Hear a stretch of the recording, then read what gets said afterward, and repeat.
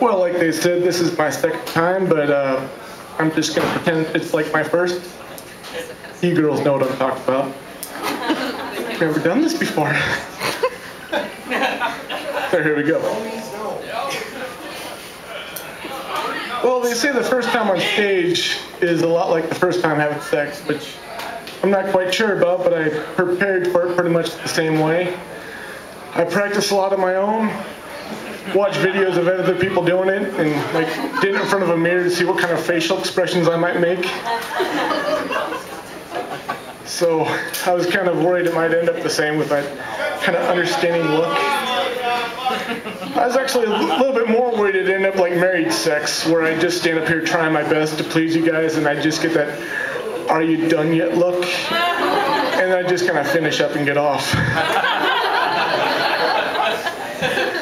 I know what some of you girls are thinking, you know, I've heard a sense of humor is kind of attractive, you know, he's a funny guy, and well, that's kind of how I get my first wife.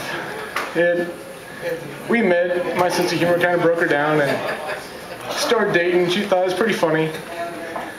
3 months later, she was pregnant. 6 months later, we were married. It was a pretty quick courtship. One time she asked me, it's like, well, when did we get married? I said, December. She goes, what date? I said, our third.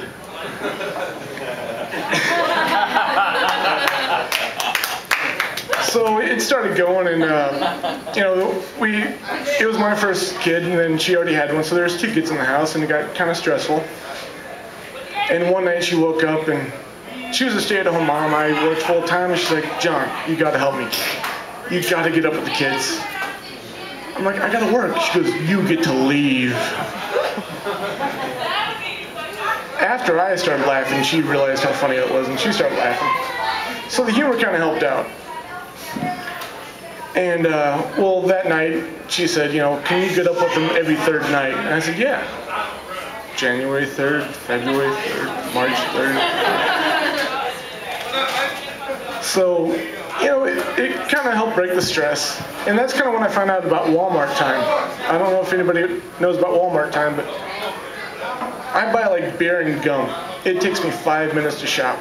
I get home from work, she's like, I'm gonna go to the store and go shopping. I'm like, okay. 6 hours later, she comes back. Grant was teething, cried the whole time. I'm all flustered, like, where the hell were you? I was at Walmart. I'm like, I tried everything. She's like, did you try walking around the house? I said, yes, but no matter where I went, I could still hear him.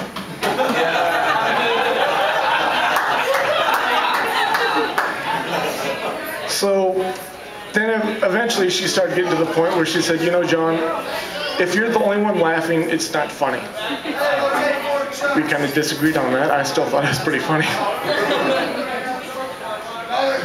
So, you know, as the humor went, kind of the relationship went too. So if one of you girls in the audience is kind of thinking that humor is attractive, and one lonely night you think about calling 402-891-50. Oh, hold on, she's grabbing the pen.